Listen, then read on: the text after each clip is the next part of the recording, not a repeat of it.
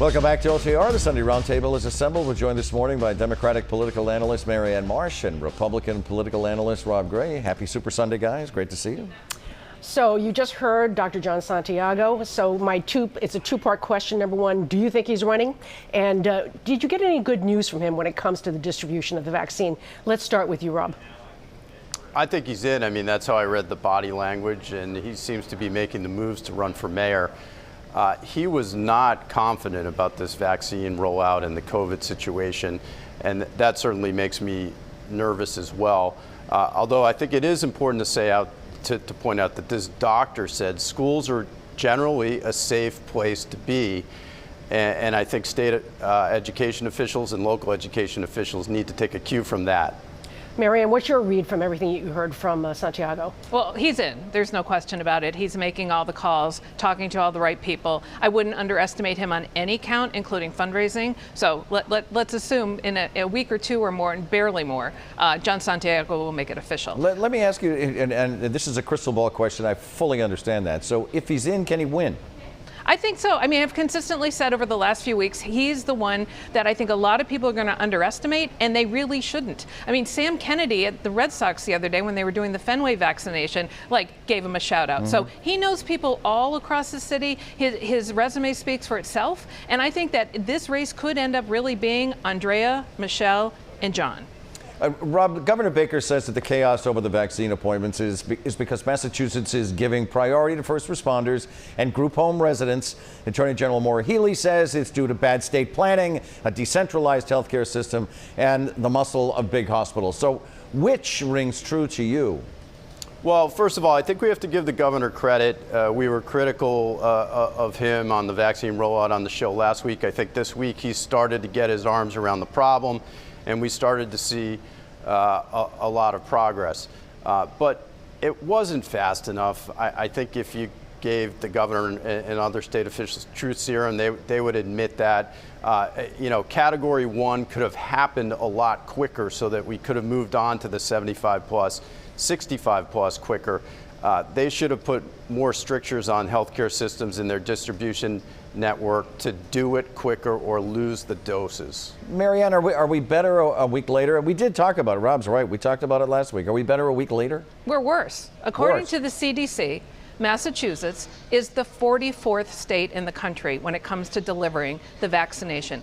44th. So there are 43 states in front of us who do it better, and one of them is West Virginia. The third poorest state in the country delivers the third quickest deliveries of vaccinations. Now, how do they do that? Well, they use a little company in Burlington, Massachusetts to schedule their appointments. Imagine that. Everbridge, who also happens to do work with Massachusetts for their emergency management agency. Why don't we use them? West Virginia uses National Guard. They avoid the chain pharmacies. We don't use the National Guard. But we're about to use the chain pharmacies, and I can tell you they can't handle it. So maybe we should just call the folks in West Virginia, have them give us a little help. Folks up the road here in Burlington, schedule those vaccinations, and I bet you we could get this thing going pretty quickly. But we are no better. We were worse. We were 25th. We were 29th. We are now 44th. Let's talk about the big Boston, D.C. story this week. Marty Walsh, he walked into his confirmation hearing in D.C. with sort of a political disaster dangling over him. His newly appointed police commissioner on leave after only 2 days on the job. What's missing here, Marianne? Well, great. There is something going on at the Boston Police Department, and this is just the latest thing. And now, with White being sidelined, and rightfully so, 3 open internal investigations since the 90s, you have to start to connect the dots. That the Gross departure, sudden, had nothing to do with running for office. You have the at least one Boston police officer who went to the insurrection in Washington, D.C., another one on leave for their participation in bad acting during the George Floyd protest, and now this. So you start to put it all together, and did Gross vouch for White? Is that how that happened? Because the City Hall admits they didn't do the vetting they should have, but there's something else here, and an investigation of the Boston Police Department from top to bottom is long overdue. I hope Channel 5, the Boston Globe, and others start at it, because there's something very wrong there. Rob, do you smell the old boys network here, which is what I think Marianne's sort of implying? I mean, there were definitely machinations behind the scenes, and we don't know what they were, but Willie Gross went from a candidate for mayor, potential candidate for mayor, to retire to South Carolina in a 24-hour period of time. And then shortly after that, it's handed off to his number two, White, who's now underwater and under investigation. Well, and it looks like a cover story all along. So what's being covered here? Well, and the question that I think is natural that I hear from a lot of people is, are you trying to tell me Marty didn't know about any of this?